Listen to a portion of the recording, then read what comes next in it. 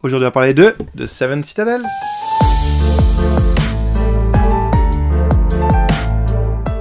Seven Citadel, donc comment ça se passe? C'est un jeu de narration, aventure, exploration, où on va d'abord choisir une menace.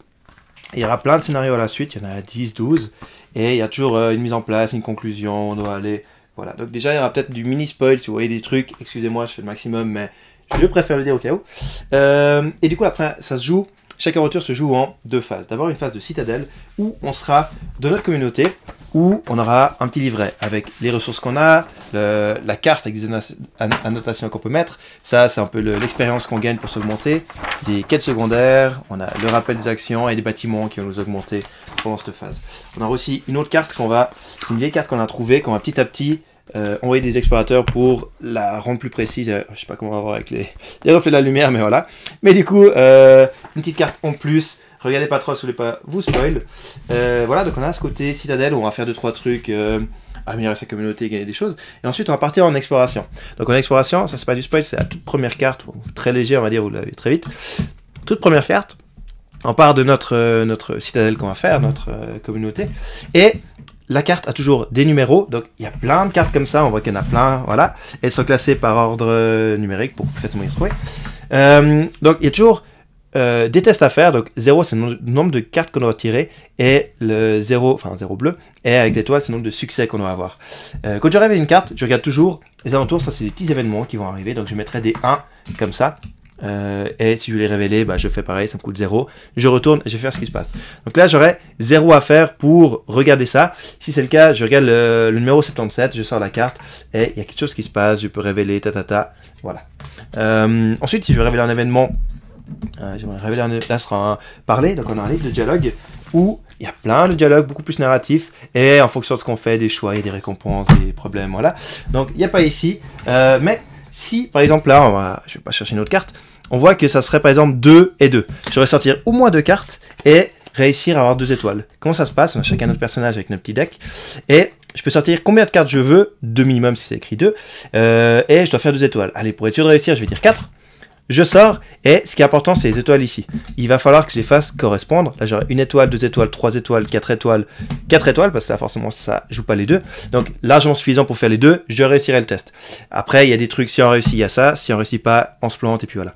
Des fois, je peux garder des cartes qui me donnent des bonus après quand je les ai en main. Et voilà, je vais explorer petit à petit. Je vais essayer de mettre 1 ou 2 images pour montrer comment ça se développe. On a des tests, des choses à faire.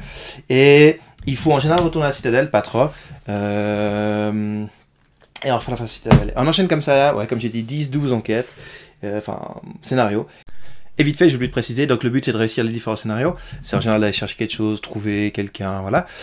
Si on n'y arrive pas, c'est-à-dire si on n'a plus de points de vie, on a chacun des points de vie, et du coup si on arrive à 0 et qu'on n'a plus de cartes dans le deck, si on arrive à 0, on a perdu, mais les points de vie nous permettent de remettre des cartes dans un deck aussi.